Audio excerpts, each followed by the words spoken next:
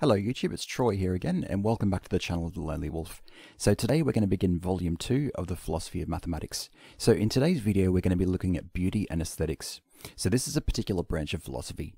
Now in the previous video we did Volume 1, which was about metaphysics, so we were looking at the existence of numbers beyond human consciousness.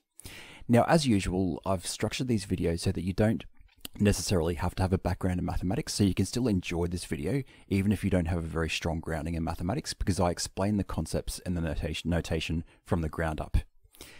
Alright, so join me for this journey and I hope you enjoy yourselves.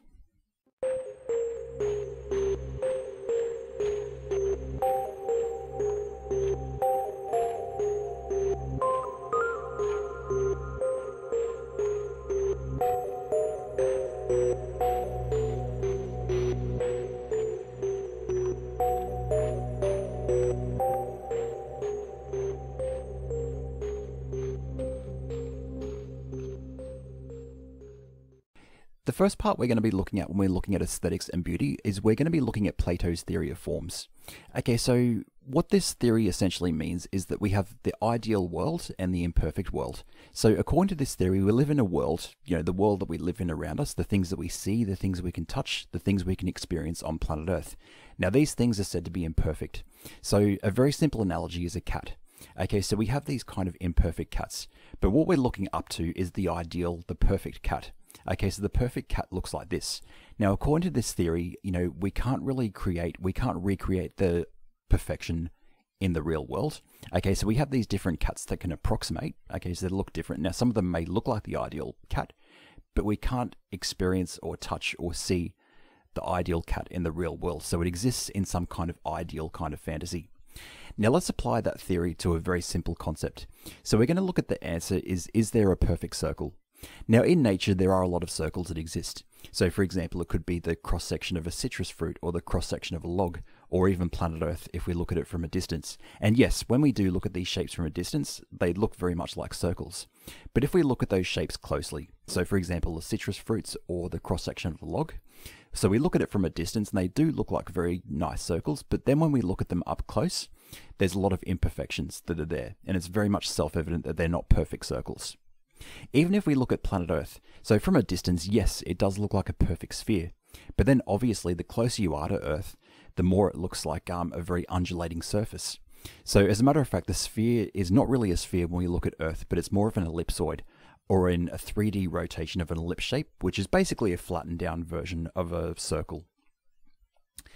Now let's actually have a look at the mathematical definition of a circle. So before we examine the existence of perfect circles, we have to really understand the geometric properties of a circle. So this is really important to take note of. Alright, now imagine that we do an experiment with some students. Okay, so let's set this up. So what we have is a red marker that's placed on the ground. And then we have a number of students, so they represent the blue dots. Okay, so those blue dots are lined up, and it's a race to reach to the red point.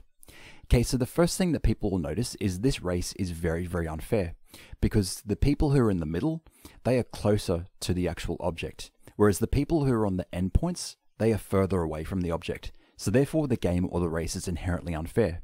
So if we were to ask the students to line themselves up so they can fix the game up to eliminate any unfairness, this is what happens. So they start lining up so that they're all having an equal distance. So if they have an equal distance, they have a fair chance at winning the race.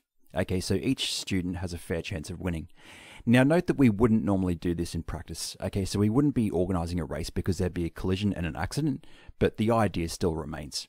Okay, so the students have actually formed themselves a circle. So what they realize by doing that is that the definition of a circle is a shape that's formed when we have points that are equally distant from the middle. Okay, so the race is fair because they're all equally distant from the center. So that's how we define a circle. So it's a set of points, and they can be infinite, in which every point is equally distant from the center. So can we actually create a circle using that proper mathematical definition? Okay, the answer unfortunately is no. So when we think about a circle, okay, so we can approximate what it looks like. So for example, we could use a compass. Okay, so using a very thin lead and using it very carefully, we can trace around the circle, or we could put a circular shape in front of us like a soda can, and we can trace out the outline of a circle. But then if we have a look closely, so from a distance it may appear like a very nice circle, But then if we look at it very, very closely, we're going to see some pencil shavings.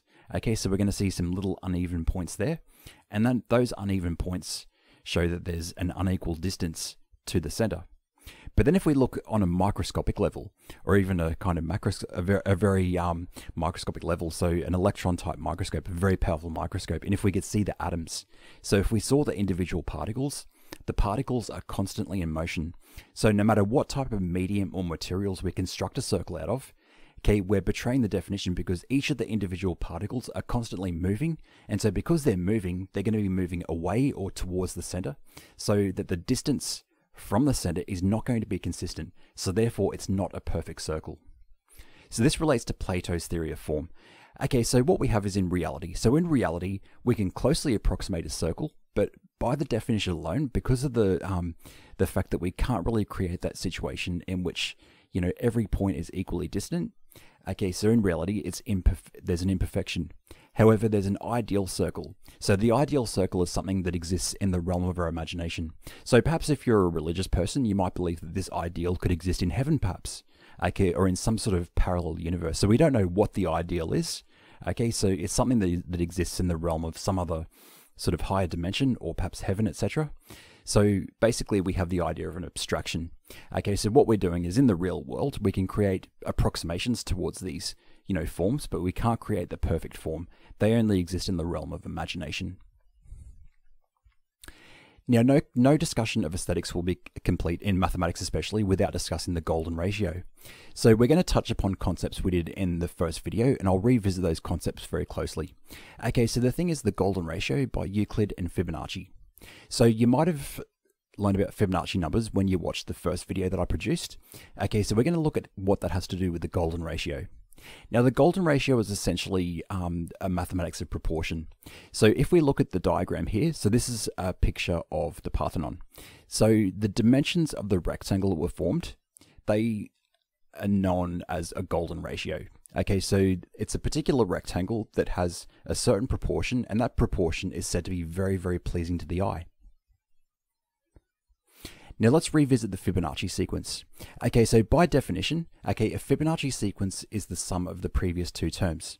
So for example, if we look at locate term number 8, now the previous two terms were 3 and 5, and 3 plus 5 is equal to 8.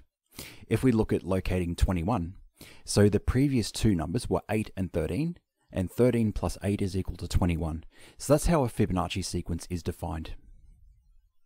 Now, an example of a Fibonacci sequence related to beauty or nature, etc., is the spiral. So let's have a look at what we did in our last video. So we'll quickly go over it again. So what we have is a circle. It has a dimension of 1 unit. So what we do is attach another square that has the same thing. Now, the result is a rectangle that has 2 units of length. So we're going to attach a square that has 2 units on each side. So we now have a rectangle that's 3 units long. So we attach a square that has 3 units. We now have a rectangle that's 5 units long, so therefore we attach a 5 unit thing like that. And if we keep repeating that process, we have this particular sequence of squares and rectangles. Now let's trace the black dot. And what we have is a spiral. So this is an example of the link between numbers and nature and beauty that occurs in mathematics. So this is a natural occurrence of the Fibonacci sequence. Now it's worth noting here, so we're going to go a bit spiritual when we come here talking about philosophy and, you know, the existence. So there's some people who are, if they major in mathematics, you know, some people take a cosmic view of the world. So even though, yes, I agree that there is that evolution is a thing, so I trust the evolutionary point of view, so rather than a creationist point of view. Sometimes I can't help but take a cosmic view when I look at some of these numbers and just the miracles of some of the that I perceive in some of the numbers that are created and the patterns that are formed and how it relates so closely to nature, that there's almost also part of me thinks there's also part of an intelligent design as well. Now that's just a personal note. Everyone's going to have a different spiritual belief, you know, when they encounter these particular, I guess, phenomena. All right, now Fibonacci sequence. Now we're just going to use the proper formal notation. So beneath the subscript, so Fn, so that could be any position along the sequence. So if we go n minus 1, that stands for the number that is 1 before.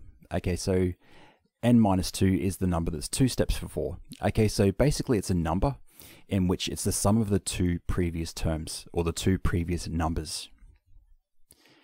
And it's formed thusly. Okay, so we've seen that before. Now let's link Fibonacci sequence to the golden ratio. Okay, so what we're going to do is a ratio. So it's a Fibonacci number divided by its previous number. So n is any number, and n minus 1 is the number 1 previous to.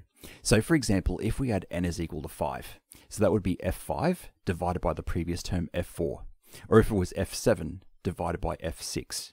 Okay, so we just divide something by the previous one, or f3 over f2, f8 over f7, etc., etc. So hopefully you get the idea of this notation. Alright, so what we're going to do is a table. Now on the left hand side are the Fibonacci numbers, so it goes 1, 1, 2, 3. Okay, so this is something you should be familiar with by now. So we've gone up to a very large number.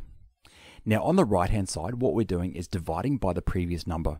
So if we look at the second row, so the two numbers we're dividing are 1 divided by 1, and that number of course is 1. Then in the next row, we follow the next one. Okay, so it's 2, and we're dividing by the previous term 1, and 2 divided by 1 is equal to 2. Now in the third ratio, okay, the number is now 3, and we're going 3 divided by 2, and that gives us 1.5. And so we have to continue that process again and again. And so if you take a look at that, you'll notice a certain pattern. Now at the beginning, it's not very apparent what's going on. There seems to be a lot of shifts going on, but it seems to be settling down toward this number. So we don't see the numbers 5 anymore. So we keep seeing the number 6 being repeated. But then if we look at the decimal places of accuracy, when we go down towards the end of this particular table, it seems like the first 4 decimal places at least are going to keep repeating themselves. So it seems that what's happening is that as this number gets larger, so the further we are along the Fibonacci sequence, then the more we're likely to be settling down to a particular number. So this number has a great significance, so 1.618, okay, and then a few more decimal places. Okay, so that particular number is very much related to the golden ratio. So in fact, it actually is the golden ratio. Alright, so if we look at it on a graph, we're going to look at how it behaves. So we've obviously started with a ratio of 1, and then it jumps up to 2. So the jump is quite drastic. But then it goes down to 1.5, and it seems to be going up and down in a very oscillating fashion. But those jumps are getting smaller and smaller, and we're settling down. And what we're settling down to is the golden ratio, which is known as the Greek letter phi. So this expression is going to look ugly if you haven't done calculus or anything like that. Alright, so basically look at the right hand side. So it's the ratio n over n minus 1. So it's basically saying that any number divided by its previous number in the Fibonacci sequence. Now the left hand side, the lim, that stands for the limit. Okay, so it's saying that n and the arrow approaching infinity. So what that's basically saying is that let n, or let the sequence of the Fibonacci number, or the location, let that go far, far away. Okay, so we want to get it as far away as possible. So think of it as a very, very large number. Okay, so we can't really picture infinity in our heads, but just think of it, so for your purposes, as a large number.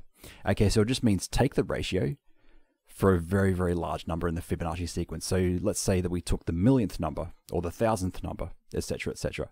Okay, so make it really large. Okay, so as we saw in the previous slide, okay, so it approaches something like 1.6180. Okay, so that's 4 decimal places of accuracy. Alright, now let's revisit the golden rectangle. So remember the picture of the Parthenon. Okay, so this rectangle has a particular property in that it's very aesthetically pleasing to the eye. So this goes back to the definition of a spiral, so I won't visit that again. Okay, so this is the golden rectangle. Okay, so what it starts off with is a dimension of 1. Okay, so let's say that the width is 1 and the length is phi.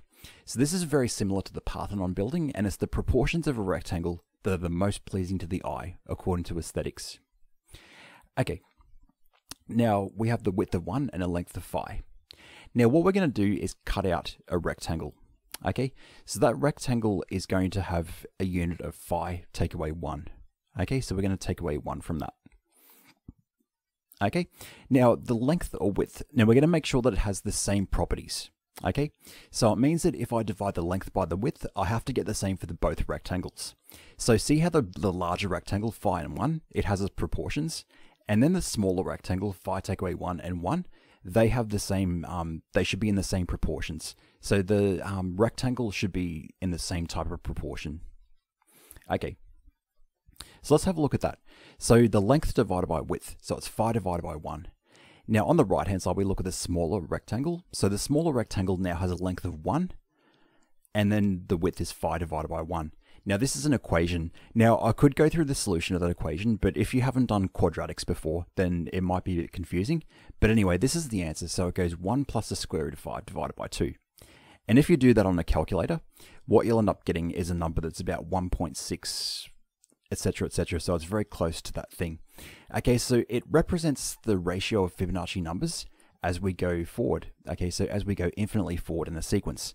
So that actually corresponds to the proportion we have in our rectangles that make it idealistically pleasing, like the Parthenon.